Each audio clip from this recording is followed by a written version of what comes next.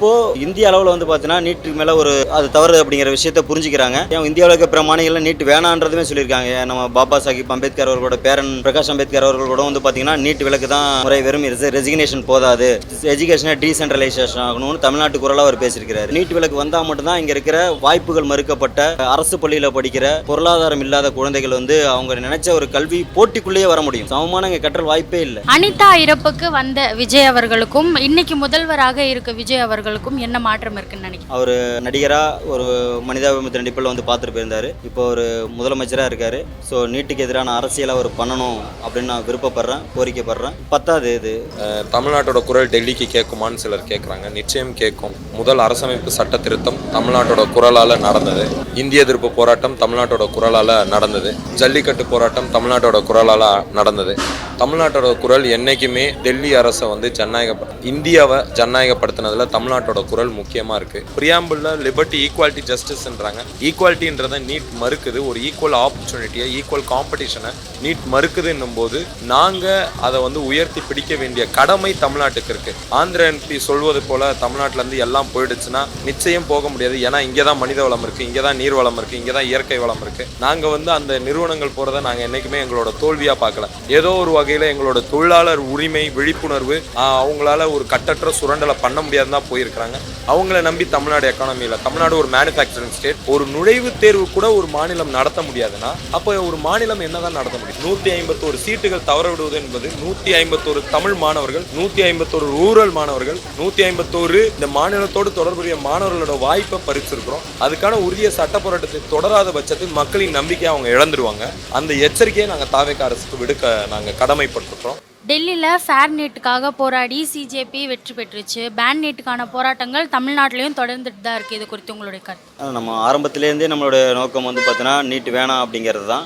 So அதற்கான மக்கள் போராட்டங்களும் இங்கே ஏற்கனவே நடந்திருக்கு. தங்கை அனிதா வந்து பார்த்தீங்கன்னா உச்சநீதிமன்றம் வரை சென்று போராடினாங்க, தெருவில் இறங்கியும் போராடினாங்க.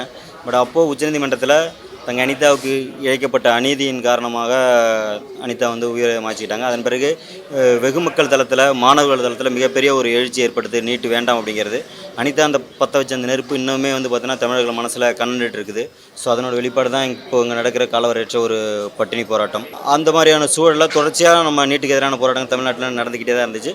பட் ஒரு வீரியமான முறையில் இல்லை. அதுக்கு இங்கே ஒரு சில அரசு நடவடிக்கைகளும் அதுக்காக எடுத்துக்கிட்டு இருந்ததை தான் நம்ம பார்க்கலாம். ஸோ இப்போது இந்திய அளவில் வந்து பார்த்தீங்கன்னா நீட்டுக்கு மேலே அது தவறு அப்படிங்கிற விஷயத்தை புரிஞ்சுக்கிறாங்க. ஏன் இந்தியாவில் இருக்க பிற மாநிலங்களில் நீட் வேணான்றதுமே சொல்லியிருக்காங்க. நம்ம பாபா சாஹிப் அம்பேத்கர் அவர்களோட பேரன் பிரகாஷ் அம்பேத்கர் அவர்கள் கூட வந்து பார்த்தீங்கன்னா நீட் விலக்கு தான் முறை, வெறும் ரெசிக்னேஷன் போதாது, எஜுகேஷனை டீசென்ட்ரலைசேஷன் ஆகணும்னு தமிழ்நாட்டு குரலாக அவர் பேசியிருக்கிறாரு. வெஸ்ட் பெங்கால்லையும் கல்வியாளர்கள் அதே அனில் சக்டோபலம் முதற்கொண்டு முன்வைக்கிறாங்க.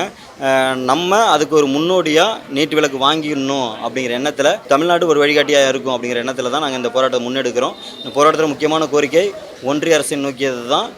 நீட் தேர்வை ரத்து செய்யணும், கல்வியை மீண்டும் மாநில பட்டியலுக்கே கொண்டு வரணும். இப்போது டெல்லியில் ஜந்தர் மந்தரில் ஆரம்பித்த போராட்டத்தில் மிகப்பெரிய வன்முறை நடத்திய காவல்துறை வந்து பார்த்திங்கன்னா அதில் போராட்டத்தில் அமைதியான முறையில் இல்லை, இவங்க வன்முறை பண்ணிவிட்டு அந்த போராட்டத்தில் பங்கெடுத்தவங்க, அவங்களுக்கு உணவு அளித்தவங்க, அவங்க மேரெல்லாம் வந்து பார்த்திங்கன்னா இது வழக்குகள் தொடுக்கிறாங்க. அவங்கள போய் நசுக்கிற வேலைகள்லாம் பார்க்குறாங்க, அவங்கள பயமுறுத்துகிறாங்க. ஸோ இந்த விஷயத்தெல்லாம் வந்து பார்த்திங்கன்னா மத்திய அரசு பண்ணக்கூடாது அப்படிங்கிறதும் எங்களோட ஒரு கோரிக்கை தான். அதுக்காக தான் நாங்கள் இந்த காலவரையற்ற பட்டினி போராட்டத்தை தொடங்கியிருக்கோம். 4 தோழர்கள் இருக்காங்க. புளியந்தோப்பு மோகன், ரவி, அப்புறம் தனசேகர், ஜீவானந்தம் அப்படிங்கிற 4 தோழர்கள் காலவரையற்ற உண்ணாவிரத போராட்டம் தொடங்கியிருக்கோம். இதுக்கு நாங்கள் வந்து பார்த்திங்கன்னா ஒட்டுமொத்த தமிழக மக்கள்கிட்டையும், இங்கே இருக்கிற மார்க்சிய, பெரியாரிய, அம்பேத்கரிய அமைப்புகள்கிட்டையும் நீட் விலக்கு அப்படிங்கிற ஒற்றை புள்ளியில் இணையிறவங்க, தமிழ் தேசிய அமைப்புகள் எல்லாரும் வந்து இந்த போராட்டத்தை கலந்துக்குங்க. நம்ம இணைந்து போராடுவோம். நமக்குள்ள முரண்களை கடந்துட்டு இங்கே யாரும் எந்த ஒரு கட்சியையும், நம்ம கட்சி அரசியல் வேண்டாம், இந்த புள்ளியில் இணைஞ்சிக்கிற எல்லாருமே வந்து போராட்டத்தில் கலந்துங்க. கண்டிப்பாக நம்மளால் வெற்றி பெற முடியும். நீட் விலக்கு பெற்று தருவோம். சகோதரியின் இறப்புக்கு பின்னாலும் நம்ம ஓயக்கூடாது, இதோட நமக்கு என்ன அப்படி இல்லாமல் தொடர்ந்து போராட்டங்கள் தொடங்கிட்டு இருக்கீங்க. இப்போ வந்து மத்திய அரசு கிட்டேருந்து ஒரு என்ன சொல்கிறது, வீடியோ போட்டால் மாணவர்களை ஈர்க்க முடியும் அப்படின்னு பிரதமர் சொல்கிறாரு. இது குறித்து உங்களோட கருத்து? அவர் தெரியல, அவரோட அனுபவமாக இருக்கலாம். ஏன்னா அப்போலேருந்து நான் மன் கி பாத் பேசுகிறேன் அப்படின்ட்டு நைட்டு 12 மணிக்கெலாம் அவர் தான் வீடியோ போட்டுட்ருக்காரு. அதனால் ஒரு ஃபேமஸ், நிறைய ஃபாலோவர்ஸ்லாம் அவருக்கு ஏறிட்டு இருக்காங்கல்ல. ஸோ அதனால் அவர் சொல்லிருப்பாருன்னு நினைக்கிறேன். இது வந்து பார்த்திங்கன்னா சும்மா எங்களை முன்னிறுத்துறதுக்கோ இல்லை நான் எங்களை அடையாளப்படுத்திக்கிறதுக்கான ஒரு இதெல்லாம் கிடையாது. இது தமிழ்நாட்டோட கோரிக்கைக்காக நாங்கள் எடுக்கிற ஒரு போராட்டம். இதுக்கு இங்கே சமூக வலைதளங்களில் தீவிரமாக இயங்கிக்கிட்டு இருக்கிற நிறைய செயற்பாடுகள் இருக்காங்க. நீட் விலக்கு வேணான்னு சொல்கிற நிறைய செயற்பாடுகள் இருக்காங்க. அவங்களுமே இதுக்கு ஆதரவு கொடுப்பாங்க. அவங்களுமே ஆதரவு கொடுக்கணும்னு நான் கேட்டுக்கிறேன். ஸோ அவர் சொல்கிறது வந்து பார்த்தீங்கன்னா அவரோட அனுபவமாக இருக்கும். இது மக்களுக்கான போராட்டம். இந்த போராட்டத்தை மக்கள்கிட்ட கொண்டு சேர்க்கிற ஒரு வழிமுறைகள் தான் வந்து பார்த்திங்கன்னா இந்த சமூக வலைதளத்தை பயன்படுத்துறதுங்கிறதும் அதையும் நாங்கள் தேவையான அளவு பயன்படுத்துவோம். இங்கே இருக்கிற இங்கே வர முடியாத தோழர்களும் எங்களுக்கு முடிஞ்ச சப்போர்ட்டை பண்ணுறேன்னு சொல்லியிருக்காங்க. கண்டிப்பாக இது தமிழ்நாடு தழுவிய ஒரு போராட்டமாக மாறும்.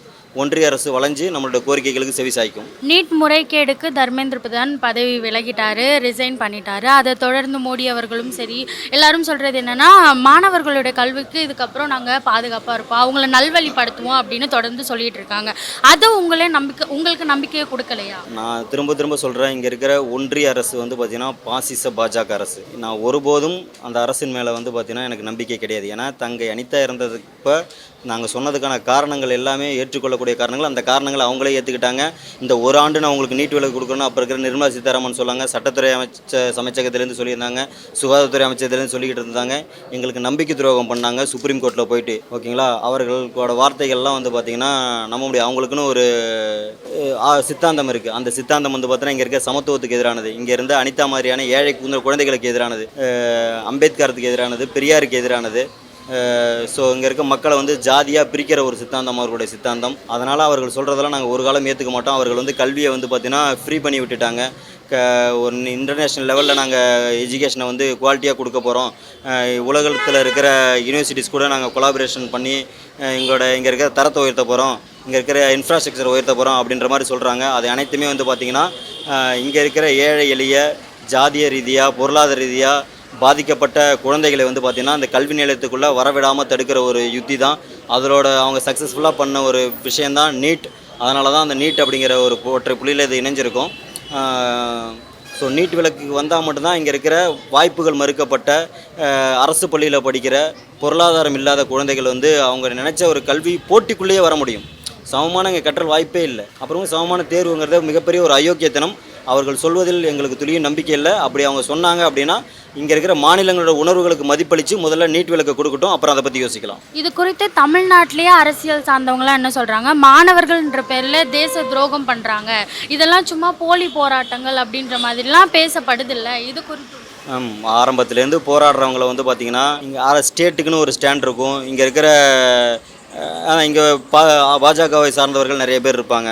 அவங்க தான் அதெல்லாம் சொல்லுவாங்க. ஆனால் பாஜகவை தவிர்த்து இங்கே இருக்கிற அனைத்து கட்சிகளும் வந்து பார்த்திங்கன்னா நீட் விலக்கு அப்படிங்கிற ஒற்றை புள்ளியில் உறுதியாக இருக்காங்க.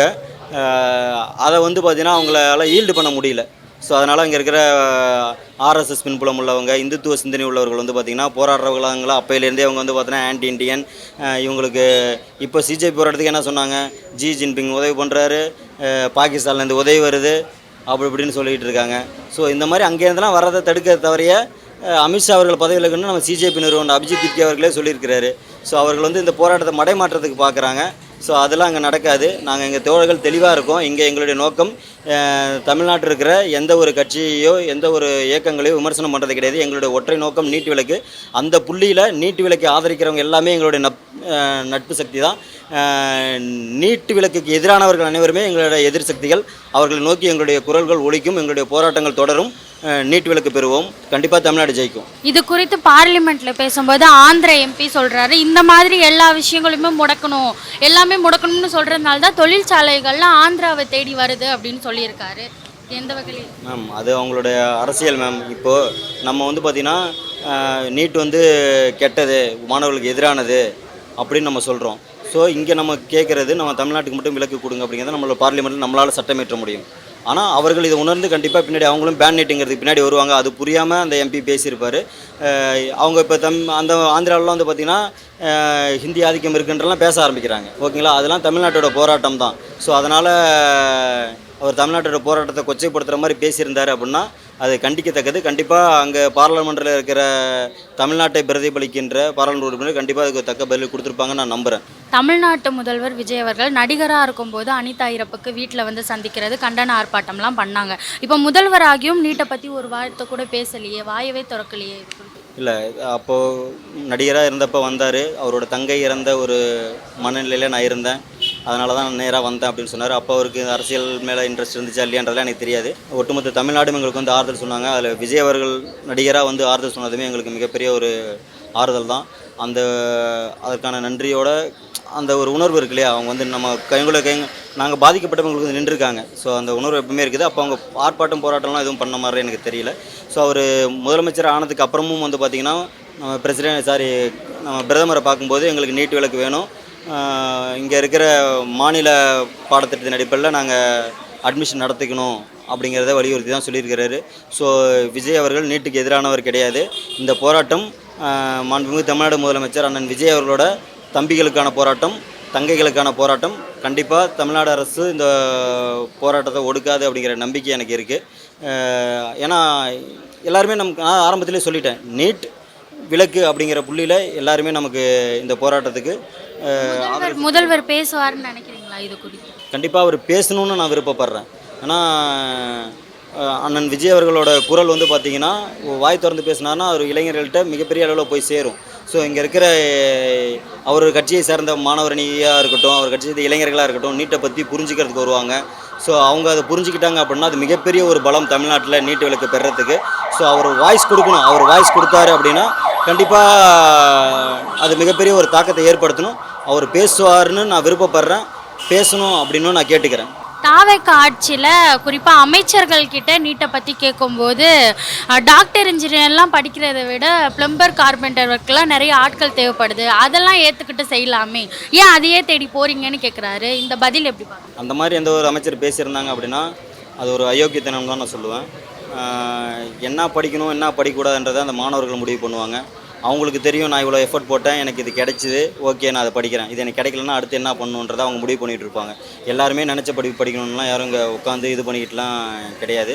ஸோ அந்த கட்சியில் இருக்கிறவங்களுக்கு வந்து பார்த்தீங்கன்னா அந்த கட்சியோட கொள்கை என்னங்கிறத அவங்க முதல்ல புரிஞ்சுக்கணும். தங்கள் தலைவர் என்ன பேசுகிறாருங்கிறத அவங்க புரிஞ்சுக்கணும். தங்கள் ஆரம்பத்தில் இருந்த ஆர்எஸ்எஸோட பின்புலத்திலேயே இன்னமும் இங்கே தமிழ்நாட்டில் இருக்க ஆளுங்கட்சியில் வந்து இருந்ததுக்கப்புறமும் இருக்கணும்னு நினச்சாங்க அப்படின்னா கண்டிப்பாக அவரோட ஆர்எஸ்எஸ் புத்திக்கு இங்கே இருக்க தமிழ்நாட்டு மாணவர்கள் தமிழ்நாட்டு மக்கள் பாடம் புகட்டுவார்கள். அந்த மாதிரியான ஆட்களை முதலமைச்சர் அவர்கள் தங்களோட அமைச்சரில் இருக்கார் அப்படின்னா அதை கண்டிக்கணும், அவர்களெலாம் அடக்கி வைக்கணும். அனிதா இறப்புக்கு வந்த விஜய் அவர்களுக்கும் இன்னைக்கு முதல்வராக இருக்க விஜய் அவர்களுக்கும் என்ன மாற்றம் இருக்குன்னு நினைக்கிறீங்க? அப்போ ஒரு நடிகர், இப்போ ஒரு அரசியல்வாதி. அவர் நடிகராக ஒரு மனிதாபிமானத்தின் அடிப்படையில் வந்து பார்த்துட்டு போயிருந்தார். இப்போ ஒரு முதலமைச்சராக இருக்கார். ஸோ நீட்டுக்கு எதிரான அரசியலை அவர் பண்ணணும் அப்படின்னு நான் விருப்பப்படுறேன், கோரிக்கையாகவும் வைக்கிறேன். பத்தாது இது. ஸோ அதனால் அவர் தீவிரமாக நீட்டுக்கு எதிராக என்னென்ன நடவடிக்கைகள் பண்ண முடியுமோ அனைத்து கட்சி கூட்டத்தில் கூட்டி இங்கே நம்மளுடைய ஏற்கனவே சொன்ன மாதிரி சட்டமன்றத்தில் என்ன பண்ணணும், பாராளுமன்றத்தில் என்ன பண்ணணும், உச்சநீதிமன்றத்தில் என்ன பண்ணணும் அப்படிங்கிறதெல்லாம் கலந்து ஆலோசித்து அதை முறையாக கரெக்டாக ஃபாலோ பண்ணி அரசியலை பண்ணணும். இங்கே இருக்கிற ஒன்றிய பாஜகவுக்கு எதிரான தமிழ்நாட்டோட அரசை தமிழக அரசு முன்னெடுக்கணும். தாவேக அரசே வந்து ஒன்றிய அரசோட கூட்டணியில் தான் இருக்காங்க, அது தெரிய வரலை, அதனால தான் எதுவுமே வாயை திறக்க மாட்டாருன்னு சொல்கிறாங்க. உங்களை நேரில் பார்த்த முறையில் உங்களுக்கு என்ன தோணும்? இல்லை, அப்போது அவருக்கு நான் அவர் நடிகராக இருக்கும்போது தான் பார்த்தேன், அரசியல்வாதியாக இருக்கும்போதெல்லாம் பார்க்கல. அவங்க வந்து பார்த்தீங்கன்னா நீட் விலக்கு அப்படிங்கிற கோரிக்கையில் தான் இருக்காங்க. ஸோ அதனால் நமக்கு எந்த ஒரு அவங்க கூட்டணியில் இருக்காங்கன்ட்டு வெளிப்படையாக யாரும் சொல்லிக்கல, அவங்களும் சொல்லிக்க கிடையாது. ஸோ ஒரு சிலர் பேசுகிறாங்க அப்படின்னா அதை நம்ம ஏற்றுக்கவும் முடியாது. ஸோ அவரோட அடுத்தடுத்த செயல்பாடுகள் தான் அதை நிரூபிக்கும். அதில் இந்த முக்கியமாக நாங்கள் எதை பார்க்குறோன்னா நீட் விஷயத்தில் அவங்க என்ன பண்ணுற போகிறாங்க அப்படிங்கிறத வச்சு நான் உறுதிப்படுத்துவோம். நாங்கள் எங்களுடைய போராட்டக்குழு நீட் எதிர்ப்பு கூட்டு இயக்கம் அதை சார்ந்து முடிவெடுப்போம். போராட்டத்தோட நோக்கம் எங்கள் போராட்டத்தோட நோக்கம் நீட் தேர்வுக்கு தடை. குறிப்பாக ஜந்தர் மந்தரில் கடந்த ஒரு 20 நாட்களுக்கு முன்னாக காக்ரோச் ஜனதா பார்ட்டி தொடங்கி வச்ச அந்த போராட்டம் வெறும் நீட் விலக்குன்றதை தாண்டி தர்மேந்திர பிரதான் பதவி நீக்கத்தோட நின்றுச்சு. ஆனால் தமிழ்நாட்டோட குரல் எப்போதுமே நீட் தடை தான். நம்ம அதுக்காக தான் போராடணும். அதுக்காக தொடர் போராட்டத்தை தான் தமிழ்நாட்டு இளைஞர்களும் முன்னெடுத்தோம். ஆனால் எதிர்பாராத விதமாக காவல்துறையோட அடக்குமுறையால் சில சம்பவங்களால் அந்த போராட்டம் இடையில ஒரு 6 நாள் நின்றுச்சு. இப்போ நாங்கள் வந்து எங்கள் நீட் எதிர்ப்பு கூட்டியக்கம் சார்பாக டாக்டர் அனிதாவின் அண்ணன் மணிவண்ணன் தலைமையில் அனுமதி கேட்டோம். எங்களுக்கு தொடர் போராட்டத்துக்கு காத்திருப்பு போராட்டத்துக்கு அனுமதி மறுத்துட்டாங்க. அதனால் நாங்கள் வந்து இந்த உண்ணாநிலை அறப்போராட்டத்தை, பட்டினி போராட்டத்தை, காலவரையற்ற பட்டினி போராட்டத்தை கையில் எடுத்துருக்கோம். எங்களுடைய நீட் எதிர்ப்பு கூட்டு இயக்கம் தமிழ்நாட்டுடைய முக்கியமான 4 கோரிக்கைகள்: நீட் விலக்கிலிருந்து நிரந்தர தடை, அப்புறம் கல்வியை மாநில பட்டியலுக்கு கொண்டு வரணும், அதுக்கப்புறம் ஒன்றிய அரசு கொடுத்த வாக்குறுதிப்படி போராடிய மாணவர்கள் மீதான வழக்கை திரும்ப பெறணும், சிறையில் இன்னும் மாணவர்கள் சிறைப்பட்டு இருக்கிறாங்க போராடிய மாணவர்கள், அவர்களை உடனடியாக விடுவிக்கணும், அதுக்கப்புறம் நீட் எதிர்ப்பு போராட்டத்திற்காக உதவிட்ட ஜுனைத் உள்ளிட்ட அந்த இளைஞர்கள் மீது தொடுக்கப்பட்டு வரும் இந்த தொடர் அடக்குமுறைகளை உடனே நிறுத்தணும். தமிழ்நாட்டோட குரல் எப்போதுமே வேறாக தான் இருந்திருக்கு. தமிழ்நாட்டோட குரல் டெல்லிக்கு கேட்குமான்னு சிலர் கேட்குறாங்க. நிச்சயம் கேட்கும். முதல் அரசமைப்பு சட்ட திருத்தம் தமிழ்நாட்டோட குரலால் நடந்தது. இந்திய எதிர்ப்பு போராட்டம் தமிழ்நாட்டோட குரலால் நடந்தது. ஜல்லிக்கட்டு போராட்டம் தமிழ்நாட்டோட குரலால் நடந்தது. தமிழ்நாட்டோட குரல் என்றைக்குமே டெல்லி அரசை வந்து இந்தியாவை ஜனநாயகப்படுத்தினதில் தமிழ்நாட்டோட குரல் முக்கியமாக இருக்குது. நீட் தேர்வு விடயத்திலும் நிச்சயம் தமிழ்நாட்டோட குரல் இந்தியாவின் கல்வி தளத்தில் ஜனநாயகப்படுத்துவதற்கான தமிழ்நாட்டின் குரல் ஓங்கி ஒலிக்கும். நிச்சயம் வெல்வோம். நீட் முறைகேடுக்காக மத்திய அரசில் முதல் முறையாக ஒருத்தர் பதவி விலகினார். அதை தொடர்ந்து திரும்பியும் பேன் நீட்னு தமிழ்நாட்டில் போராட்டங்கள் தொடர்ந்துச்சு. அதுக்கு ஆந்திர எம்பி முதற்கொண்டு நாடாளுமன்றத்திலே என்ன பேசுகிறாங்க அப்படின்னா, இந்த மாதிரி நிறைய விஷயங்களை நீங்கள் முடக்கணும்னு தமிழ்நாட்டில் சொல்கிறதுனால தான் எல்லாமே ஆந்திராவை தேடி வருது, தொழிற்சாலைகள் முதற்கொண்டு ஆந்திராவை தேடி வருது, இப்படியே சொல்லுங்கள் நன்றின்னு சொல்லியிருக்காரு. இது குறித்து உங்களோட அதாவது அவர் கருத்துலேருந்து நாங்கள் முழுமையாக முரண்படுறோம். தமிழ்நாடு வந்து எப்போவுமே ஜனநாயகத்தை கோரி நிற்குது. அது அரசமைப்பு விழுமியங்களை கோரி நிற்குது. அரசமைப்பு சட்ட திருத்தத்துக்கான முதல் போராட்டம் தமிழ்நாட்டில் தொடங்கியிருந்தாலும் மீண்டும் அந்த அரசமைப்பு விழுமியங்களை தூக்கி உயர்த்தி நிற்கக்கூடிய ஒரு மாநிலமாக தமிழ்நாடு இருக்குது. இப்பையும் 2013 தீர்ப்பில் உச்சநீதிமன்றம் என்ன சொல்லிச்சுன்னா, நீட் இஸ் அன் அன்கான்ஸ்டியூஷனல் சொல்லிச்சு. ஆனால் சர்வதேசத்தில் ஏற்பட்ட கல்வி புலத்தில் ஏற்பட்ட மாற்றங்கள் உச்சநீதிமன்றம் வரை தன் மொழியை மாற்றிக்கிச்சு. நீட்டை வந்து கான்ஸ்டியூஷனல் தான் சொல்லிச்சு. ஆனால் நாங்கள் உறுதியாக நிற்கிறோம். நீட் வந்து மாநில உரிமையை ஃபெடரலிஸ்ட்டுக்கு எதிராக இருக்குது, கான்ஸ்டியூஷனல் எத்தோஸ்க்கு எதிராக இருக்குது. ப்ரியாம்பிளில் லிபர்ட்டி, ஈக்குவாலிட்டி, ஜஸ்டிஸ்ன்றாங்க. ஈக்குவாலிட்டின்றதை நீட் மறுக்குது. ஒரு ஈக்குவல் ஆப்பர்ச்சுனிட்டியை, ஈக்குவல் காம்படிஷனை நீட் மறுக்குதுன்னும் போது நாங்கள் அதை வந்து உயர்த்தி பிடிக்க வேண்டிய கடமை தமிழ்நாட்டுக்கு இருக்குது. ஏன்னா மீண்டும் சொல்கிறோம், இந்தியாவை ஜனநாயகப்படுத்தியது தமிழ்நாட்டோட குரல். ஆந்திர எம்பி சொல்வது போல் தமிழ்நாட்டிலேருந்து எல்லாம் போயிடுச்சுன்னா நிச்சயம் போக முடியாது. ஏன்னா இங்கே தான் மனித வளம் இருக்குது, இங்கே தான் நீர் வளம் இருக்குது, இங்கே தான் இயற்கை வளம் இருக்குது. நாங்கள் வந்து அந்த நிறுவனங்கள் போகிறத நாங்கள் என்றைக்குமே எங்களோட தோல்வியாக பார்க்கல. ஏதோ ஒரு வகையில் எங்களோட தொழிலாளர் உரிமை விழிப்புணர்வு அவங்களால ஒரு கட்டற்ற சுரண்டலை பண்ண முடியாதுன்னு தான் போயிருக்கிறாங்க. அவங்கள நம்பி தமிழ்நாடு எக்கானமியில், தமிழ்நாடு ஒரு மேனுஃபேக்சரிங் ஸ்டேட், என்றைக்குமே அது தமிழ்நாட்டில் தான் இனோவேஷன் இருக்குது, தமிழ்நாட்டில் தான் வந்து ஹியூமன் ரிசோர்ஸ் இருக்குது, தமிழ்நாட்டில் தான் வந்து நன்கு உழைக்கக்கூடிய இளைஞர் பட்டாளம் GR ஒரு 60% மேலே பட்டதாரிகள் தமிழ்நாட்டில் தான் இருக்காங்க. இந்த வளம் அவங்களுக்கு தான் தேவைப்படுதே ஒழிய அவங்களுடைய வளம் வந்து நம்மளுக்கு தேவைப்படல. அதனால தான் இன்றைக்கும் தமிழ்நாடு வந்து உற்பத்தி மாநிலமாக இயங்கிட்டு இருக்கு.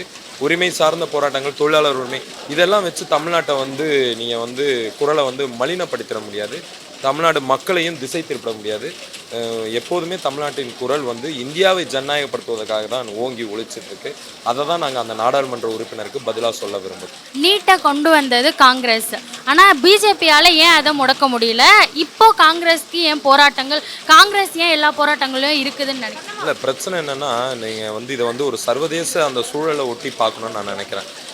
1995 வந்த காட்டு, 2005 இந்திய அரசு அதுக்கு ஒப்புதல் கொடுத்த பிறகு, அந்த எஜுகேஷன் இஸ் அ ட்ரேட் அப்படின்னு சொன்ன பிறகு உச்சநீதிமன்றம் TMA 5 ஜட்ஜ்மெண்ட்டை வந்து ஒரு 11 ஜட்ஜ் பெஞ்ச் வந்து 9 ஜட்ஜ் பெஞ்ச் ரிவர்ஸ் பண்ணுது. ஸோ அதை நம்ம பார்த்தோம். அது ஏன்னா வந்து எஜுகேஷன் வந்து சர்வீஸ்லேருந்து ட்ரேடாக மாறினது. நெய்தர் ட்ரேட் நார் அ சர்வீஸ்ன்னாங்க சுப்ரீம் கோர்ட்டே. ட்ரேடும் இல்லை, சர்வீஸும் இல்லை கல்வி. ஆனால் நாம் என்ன சொல்கிறோம், கல்வி சர்வீஸாக இருந்ததுனால தான் ஒரு மீன்பாடி ஓட்டுநரோட மகன் இன்றைக்கி வழக்கறிஞராக உங்கள் முன்னாடி நிற்கிறேன். இல்லைன்னா வந்து நான் வந்து வழக்கறிஞராக ஆயிருக்க மாட்டேன். ஒருவேளை கல்வி ட்ரேடாக இருந்ததுன்னா நானும் மீன்பாடி தான் ஓட்ட போயிருக்கேன், அதிகபட்சமாக ஆட்டோ ஓட்ட போயிருப்பேன். ஆனால் இன்றைக்கி நான் வந்து ஒரு கான்ஸ்டியூஷனல் கோர்ட்டில் நான் லீகலாக கேஸ் நடத்துகிறேன், கான்ஸ்டியூஷனல் கோர்ட்டில் கான்ஸ்டியூஷன் ரைட்ஸ்க்காக பேசுகிறேன். அப்போ அப்படி இருக்கும்போது காங்கிரஸ் கொண்டு வந்ததுன்னா கொண்டு வந்தது காங்கிரஸ் தான். உலக வர்த்தக கழகத்தில் கையெழுத்திட்டது காங்கிரஸ் தான். 2005 அந்த காட்டு வந்து ஒத்துக்கிட்டு கல்வியை ட்ரேடாக மாற்றிச்சு. நாங்கள் இல்லைன்னு நாங்கள் மறுக்கலை. நாங்கள் எங்கேயுமே காங்கிரஸை வந்து அந்த விஷயத்தில் நாங்கள் ஆதரிக்கலை. ஆனால் 2013 வரை எங்களுக்கு 2016 வரை எல்லா மாநிலங்கள் மீதும் திணிக்கப்படல. இங்கே எங்கே பிரச்சனை வருதுன்னா, ஒரு நுழைவுத் தேர்வு கூட ஒரு மாநிலம் நடத்த முடியாதுன்னா அப்போ ஒரு மாநிலம் என்ன தான் நடத்த முடியும்? ஏன்னா நாங்கள் வந்து அருகாமை பள்ளியை பற்றி மட்டும் பேசலாம், அருகாமை கல்வியை பற்றி பேசுகிறோம். ஒவ்வொரு மாநிலத்துக்கு ஏன் ஒவ்வொரு மாவட்டத்துக்கு கூட கல்வி கரிக்குலம் வந்து வெவ்வேறாக இருக்கும். இப்போ சென்னையில் இருக்கக்கூடிய மாணவர்கள் கூவம் ஏரியா பற்றி படிக்கணும், பக்கிங்காம் ஏரியா பற்றி படிக்கணும், கொசஸ்தலை ஏரியா பற்றி படிக்கணும், அடையார் ஆறை பற்றி படிக்கணும். இதே தாமிரபரணியில் இருக்கிறவங்க தாமிரபரணி பொருணை நதியை பற்றி படிக்கணும். இப்படி ஒரு காவேரி நதியை பற்றி அங்கே இருக்கிறவங்க படிக்கணும். ஆனால் நம்ம வந்து காவேரியை பற்றியும் படிக்கல, எதுவும் பற்றியும் படிக்காமல் ஸ்ட்ரெயிட்டாக கங்கையை பற்றி படிக்கிறதுல வந்து எந்த பயனும் இல்லை. பிரம்மபுத்திரா நதியை பற்றி அதையும் படிக்கணுமா கேட்டால் படிக்கணும். முதல்ல கற்றதிலிருந்து கல்லாதது, நம்மளை சுற்றி இருக்கிறதுலேருந்து தான் நம்ம கல்வி புலையணும். அதனால ஒற்றை கல்வி முறையை நாங்கள் எதிர்க்கிறது இதனால தான். பாஜக வந்து என்ன பண்ணுதுன்னா, இந்த ஒற்றை சாளரம் one nation one education one எக்ஸாம்ன்றது, ஒன் என்ட்ரன்ஸ் எக்ஸாம்ன்றது ஏதோ ஒரு வகையில் டைவர்சிட்டியை மறுக்கிறது. டைவர்சிட்டியை ஏற்கிற நாங்கள் தான் யூனிட்டிக்காக உறுதியாக நிற்கிறோம். ஆனால் யூனிஃபைடு என்றைக்குமே யூனிட்டியாக இருக்காது. டைவர்சிட்டியை அங்கீகரிக்கிறது தான் யூனிட்டியாக இருக்கும். அதை பாஜக மறுக்குது. பன்மை இந்திய துணை கண்டத்துடைய பலமே நான் இந்த பன்மைத்துவம் தான் பார்க்கலாம். தமிழ்நாட்டு ஏன் ஒவ்வொரு குரலையும் அங்கீகரிக்குது? ஒவ்வொரு குரலையும் அங்கீகரிக்காமல் ஒவ்வொரு குரலையும் முடக்கிட்டு ஒற்றை குரல் வரும், எல்லா குரலையும் முடக்கிட்டு ஒரு குரல் வரும்ன்றது ஜனநாயகம் இல்லை, அது சர்வாதிகாரம். எல்லா குரலும் கேட்கணும், அதை பன்மையாக கேட்கும், குரல்களாக கேட்கும்ன்றது தான் ஜனநாயகம். அந்த ஜனநாயகத்தை பாஜக மறுக்குதுன்றதுனால தான் எங்கள் போராட்டம் கூட பாஜக எதிர்ப்பு போராட்டமாக தன்னியல்பாக மாறிடுச்சு. அதை திட்டமிட்டு உருவாக்கலாம். அது தன்னியல்பாக மாறினதுக்கான ஒற்றை காரணம் பாஜகவுடைய அந்த one nation one education one entrance exam. ஏன்னா ஒரு நுழைவுத் தேர்வு கூட நடத்த ஒரு மாநில அரசுக்கு உரிமை இல்லை. என்டிஏன்னு ஒரு வரும், அது நடத்தும், 40 குழந்தைங்களை அது காவு வாங்கணும். அதை பார்த்துக்கிட்டு வேடிக்கை பார்க்கறதுக்கு தமிழ்நாட்டு தயாராக இல்லை. நீட்டுக்கான போராட்டம் ரொம்ப வருஷங்களாக நடக்குது. இன்னைக்கு பிரதமர் அவர்கள் வந்து ஒரு சோஷியல் மீடியாவில் ஒரு ரீல்ஸ் போட்டால் மாணவர்களை ஈர்த்திடலாம், அவர்களுக்கான வழியை காட்டிடலான்னு சொல்கிறாரு. ரீல்ஸ் பேசுறதுல மட்டும் இளைஞர்களை கவர, ரீல்ஸில் நீங்கள் என்ன பேசுகிறீங்கன்னு இருக்கு. இன்னைக்கு சமூக வலைதளங்கள், இன்ஸ்டாகிராமு, எக்ஸ் போன்ற தளங்கள் பரவலாயிருக்கு. அது இளைஞர்கள் அதில் வந்து ஒரு கருத்து, மக்களுக்கான போராட்ட கருத்து, ஒரு ஜனநாயகத்துக்கான கருத்து போகும்போது மாணவர்கள் பார்க்குறாங்க, ஓ இப்படி ஒரு கருத்து இருக்கே, இதையும் நம்ம பற்றி நிற்கணும்னு அவங்க முடிவெடுக்கிறாங்க. வெறுமனே தனக்கு வர்றது எல்லாத்தையும் அவங்க ஆதரிக்கல. இப்போ பாஜக பிரச்சாரம் முதல்ல போயிருந்தா அவன் பாஜகவை ஆதரிச்சுப்பான்னு இல்லை, சிஜேபி பிரச்சாரம் முதல்ல போயிடுச்சு அதனால சிஜேபி ஆதரிச்சான்னு இல்லை. அவங்களுக்கு வந்து எது சரியாக படுதோ பகுத்தாய்ந்து பார்க்குறாங்க இளைஞர்கள். எங்களை போன்ற இளைஞர்கள் நாங்கள் பகுத்தாய்ந்து பார்க்குறோம். பகுத்தாய்ந்து பார்க்குறதுல இது சரின்னு எங்களுக்கு இணையமே சொல்லுது. இது இன்றைக்கி இருக்கிற டெக்னாலஜி இப்போ அவதூறுகளை வந்து மட்டுப்படுத்துது. நம்மளுக்கு வந்து சரியான கருத்துக்களை நம்மளால் கண்டுபிடிக்க முடியுது, கண்டடைய முடியுது, ஃபேக்ட் செக் பண்ண முடியுது. அப்படின்னும் போது பாஜக இணையதளங்களில் வர்றது மூலயமோ இந்த மோடி ரீல்ஸ் போட்டாருன்றது மூலியம் மட்டும் இளைஞர்களை கவர்ந்துட முடியாது. அவர் எப்போ மக்களுக்காக நியாயமாக இது பண்ணுறாரோ அன்னைக்கு தான் வந்து அவர் இளைஞர்களை கவர முடியும். நாடாளுமன்றத்தோட எம்பி மாணவர்கள் எல்லாம் சாக்கடைக்கு சமம், சிஜேபி கட்சியே ஒரு சாக்கடைக்கு சமம் அப்படின்னு சொல்றதை தாண்டி தமிழ்நாட்டிலேயே மாணவர்கள்லாம் தேச துரோகம் பண்றாங்க அப்படின்னு சொல்லிட்டு மாநில தலைவரே சொல்றாரு. அதாவது தேச துரோகம்னா என்ன, தேசம்னா என்ன, துரோகம்னா என்ன? தேசம்ன்றது இந்த நாட்டு மக்கள், வளம், இயற்கை வளம், பொருளாதாரம், மூலதனம், இது மனித உழைப்பு, மனித வளம், இதையெல்லாம் பாதுகாக்கணும் போராடுற நான் துரோகி. இதையெல்லாம் அந்நிய நாட்டுக்கு விற்கிற மோடி தேஷ் பக்தன்னா இதை வந்து நகைப்புக்குரியதாக இருக்குது. முதல் இந்தியாவில் ஃபஸ்ட்டு A1 ஆன்டி நேஷ்னல் வந்து Modi, A2 anti national Amit Shah. நாங்கள் டிக்ளேர் பண்ணுறோம். தேச துரோகின்னா அது அமித்ஷாவும் மோடின்னா. இந்த நாட்டில் UAPA சட்டம் 2 பேர் மேலே போடலான்னா அது மோடி மேலேயும் அமித்ஷா மேலேயும் போடலாம். காரணம் வந்து அவங்க தான் இந்த தேசத்தை கல்வி புலங்களை நீங்கள் வந்து காமன் லெவல் பிளேயிங் ஃபீல்டுன்ற பேரில் சர்வதேச பல்கலைக்கழகங்களை இங்கே கொண்டு வந்து இங்கே இருக்கிற பல்கலைக்கழகங்களை மட்டுப்படுத்தி இங்கே இருக்கிற பல்கலைக்கழகங்களை ஒன்றும் இல்லாமல் ஆக்குறது நரேந்திர மோடியும் அமித்ஷாவும். அவங்க தான் தேச துரோகிகள். நாட்டை விற்கிறவங்க தான் தேச துரோகிகள். அந்த விற்பனைக்கு எதிராக நிற்கக்கூடிய நாங்கள் உறுதியான தேசபக்தர். தமிழ்நாட்டுக்குன்னு இருந்தால் 151 சூப்பர் ஸ்பெஷாலிஸ்ட் டாக்டர் சீட்டை வந்து தாவேக அரசு தவற விட்டுருக்கு, மத்திய அரசுக்கு கொடுத்துருக்குன்னு சொல்லிட்டு முன்னாள் முதல்வர் ஸ்டாலின் அவர்கள் சொல்கிறாரு. இல்லை, அது என்னன்னா அதில் வந்து கடந்த காலங்கள்லேருந்து இந்த காலம் வரைக்கும் தவறு நடந்துக்கிட்டே இருக்குது. கடந்த காலங்களிலும் 145 சீட்டு அந்த மாதிரி போயிருக்கு. இந்த காலங்களிலும் அது தொடர்ந்தும் போது மாற்றுன்னு வந்தவங்க ரொம்ப விஜிலண்ட்டாக இருக்கணும்னு நாங்கள் எதிர்பார்க்கிறோம். 151 சீட்டுகள் தவற விடுவது என்பது 151 தமிழ் மாணவர்கள், 151 ரூரல் மாணவர்கள், 151 இந்த மாநிலத்தோடு தொடர்புடைய மாணவர்களோட வாய்ப்பை பறிச்சிருக்கிறோம். அதுக்கான உறுதிய சட்ட போராட்டத்தை தொடராத பட்சத்தில் மக்களின் நம்பிக்கையை அவங்க இழந்துருவாங்க. அந்த எச்சரிக்கையை நாங்கள் தாவேக அரசுக்கு விடுக்க நாங்கள் கடமைப்பட்டிருக்கிறோம். இது வந்து ஒரு விஜிலண்ட்டாக இருக்கணும். ஒரு கவர்மெண்ட்ன்றது எப்போவுமே விஜிலண்ட்டாக இருக்கணும். இதை நாங்கள் தவற விட்டுட்டோம், வழக்கறிஞர் அனுப்பலன்றது அது ஒரு பாமரனுக்கு அந்த மொழி சரியாக இருக்கலாம். ஒரு அரசுக்கு தலைமையேற்றவங்களுக்கு அந்த மொழி சரியாக இருக்காது. அதில் எச்சரிக்கையாக இருக்கணும். இல்லைன்னா மக்களின் நம்பிக்கையை அவங்க தவற விட்டுருவாங்க. மாற்றுன்ற முழக்கம் ஏமாற்றா மாறிடும். நீட் போராட்டங்கள் குறித்து ஏதாச்சும் பதில் சொல்லுங்க சிஎம் அப்படின்னு கேட்டா தாவேகாவோட அமைச்சர் நிர்மல்குமார் என்ன சொல்றாரு, டாக்டர் இன்ஜினியர்லாம் படிக்கிறதை விட பிளம்பர் கார்பெண்டர் படிக்கலாம், அதுக்கு தான் ஆட்கள் தேவைப்படுது, அதெல்லாம் வேஸ்ட்ன்ற மாதிரி சொல்றாரு. நாங்கள் வந்து நிர்மல்குமாரோட அந்த பதிலை நாங்கள் ஏற்கலை. மாண்புமிகு அமைச்சர் நிர்மல்குமார் பதிலை ஏற்கலை. சிஎம் பேசுங்கன்றதை கூட நாங்கள் எப்படி பாசிட்டிவாக அவர் அணுகணும்னு நாங்கள் நினைக்கிறோன்னா, நாங்கள் இந்த அரசை நாங்களும் நம்புகிறோம். இந்த அரசு எங்களோட இருக்குன்றதையும் நாங்களும் நம்பிக்கை வச்சுருக்கிறோம். இந்த நிமிடம் வரை எங்களுக்கு அனுமதி மறுக்கப்பட்டிருந்தாலும், அது சட்ட ஒழுங்கு பிரச்சனைக்காக நீங்கள் மறுத்திருந்தாலும், நாங்கள் மீண்டும் உங்ககிட்ட கோரிக்கை தான் வைக்கிறோம். உங்களை கண்டிக்கலை. ஏன் நாங்கள் கண்டிக்கலைன்னா, இந்த அரசு ஏதோ ஒரு வகையில் செய்யும். ஏன்னா தமிழ்நாட்டுக்குன்னு ஒரு குணம் உண்டு. அது திமுக அரசாக இருந்தாலும் சரி, அதிமுகவாக இருந்தாலும் சரி. அதிமுகவோட எடப்பாடி பழனிசாமி தமிழ்நாட்டோட சூழலில் 7.5 கொண்டு வந்தார். ஐயா ஸ்டாலின் அவர்கள் வந்து நீட் விலக்கு மசோதா கொண்டு வந்தார். அந்த லெகசி தொடரும்னு நாங்கள் நம்புகிறோம். அந்த நம்பிக்கையை இழக்க செஞ்சிடாதீங்க. இப்போ வரைக்கும் நாங்கள் வந்து எந்த ஒரு கட்சிகளையும் நாங்கள் எதிர்க்கிற மனநிலையில் இல்லை. ஏன்னா தமிழ்நாட்டு ஒற்றை குழலாக ஒழிக்கணுன்ற பொறுப்பு எங்களுக்கும் இருக்குது, இங்கே இருக்கிற அந்த 4 பேருக்கும் இருக்குது, இங்கே இருக்கிற அத்தனை இளைஞர்களுக்கும் இருக்குது. நாங்கள் தமிழக அரசை ரொம்ப கனிவோட ரொம்ப வேண்டி கேட்டுக்கிறது என்னென்னா, உங்கள் தேர்தல் வாக்குறுதிக்காக நாங்கள் இன்றைக்கி எங்கள் உயரத்தை விடுறதுக்கும் தயாராக இருக்கோம். உங்கள் தேர்தல் வாக்குறுதி என்ன? நாங்கள் நீட்டு தொடர்பாக எந்த நுழைவுத்தேர்வுக்கு எதிராகவும் மாநில உரிமைக்கு எதிராகவும் நாங்கள் உறுதியாக போராடுவோம். நீங்கள் உங்கள் போராட்டத்தை நாங்கள் கையில் எடுத்துப்போம். எங்களோட உடன் இல்லைங்க. அரசியல்வாதிகளாக அரசு பிரதிநிதிகளாக உங்களால் இருக்க முடியலைனாலும் தாவேக்காவோட வர்ச்சுவல் ஆடியன்ஸுக்கு நாங்கள் அழைப்பு விடுப்போம். அந்த வர்ச்சுவல் ஆடியன்ஸ் வாங்க, சேர்ந்து குரல் கொடுப்போம். ஜென்சி டிஎம்கே வாங்க, எல்லாரும் சேர்ந்து இருப்போம். எல்லாருமே வந்து ஒற்றை குரலாக ஒழிப்போம். நீட்டை ஒழிப்பை பற்றி பேசுவோம். நீட் ஒழிப்பு தாவேக்காவோட அஜெண்டா கிடையாது. நீட் ஒழிப்பு திமுகவோட அஜெண்டா கிடையாது. நீட் ஒழிப்பு சிபிஐ சிபிஎம் காங்கிரஸுடைய அஜெண்டா, விசிகாவோட அஜெண்டா கிடையாது. அது தமிழ்நாட்டுடைய அஜெண்டா, தமிழ்நாட்டுடைய கோரிக்கை, தமிழ்நாட்டுடைய பிரச்சனை, தமிழ்நாட்டுடைய தேவை, தமிழ்நாட்டு மாணவர்களுடைய தேவை. அந்த தேவையிலேருந்து நாங்கள் வந்து சொல்கிறோம். இந்த பொறுப்பை உணர்ந்து தமிழ்நாடு சட்டமன்றத்தை நம்ம முதலமைச்சர் ஜோசப் விஜய் பிரதிநிதித்துவப்படுத்துகிறார். அந்த சட்டமன்றம் இயற்றிய தீர்மானம் இன்னைக்கு வந்து பயனற்றி போயிருக்கு. அந்த பொறுப்பு அவங்களுக்கும் வேணும், எங்களுக்கும் வேணும். நாங்கள் பொறுப்புணர்ந்து இருக்கிறோம், அவங்களும் கடமை உணர்ந்து வருவாங்கன்னு நம்புகிறோம். கடைசியாக நாடாளுமன்றம் ஸ்டார்ட் ஆகி கிட்டத்தட்ட 2 வாரம் ஆகுது. 2 வாரத்தில் தமிழ்நாடு குறித்து ஏதாச்சும் ஒரு கருத்துக்கள் வச்சாலோ, ஏதாச்சும் இது தேசிய கீதம் பற்றி, மேகதாது அணையை பற்றி, இல்லை நீட்டை பற்றி ஏதாச்சும் பேசினாலோ நேரங்கள் தள்ளி போவது, நாட்கள் தள்ளி போடுதுன்னு சொல்லிட்டு பார்லிமெண்ட்லேயே நடக்குது. இந்த விஷயத்தை இது கண்டிக்கத்தக்கது. இப்போ தமிழ்நாட்டோட 40 எம்பி குரலையே நீ கேட்காதவன் இருக்கிற டீலிமிட்டேஷன்ற பேரில் 900 எம்பி கூட்டு வந்தால் எப்படி உனக்கு 540 500 சொச்சம் எம்பியோட கருத்தை கேட்கறதுக்கே உனக்கு நேரம் இல்லை. இதில் 900 எம்பியை நான் கொண்டு வந்து அவன் கருத்தை எப்படி நீ கேட்பேன்? நான் தமிழ்நாட்டோட கருத்தை கேட்க நேரம் இல்லைன்னா அப்போ தமிழ்நாட்டு வரி எதுக்கு உனக்கு? தமிழ்நாட்டு மக்களோட வாக்கு எதுக்கு? தமிழ்நாட்டு மக்களுடைய வளங்கள் எதுக்கு? தமிழ்நாட்டு மக்களுடைய மனித வளம் எதுக்கு? இந்த கேள்வியை தான் நாங்கள் கேட்கணும்னு நினைக்கிறோம். எப்போதுமே இது வந்து அந்த மீண்டும் மீண்டும் தான் ஒரு பாசிச கட்சி என்பதை பாஜக மீண்டும் மீண்டும் நிரூபிக்கிறதா தான் இதுலேருந்து நாங்கள் பார்ப்போம்.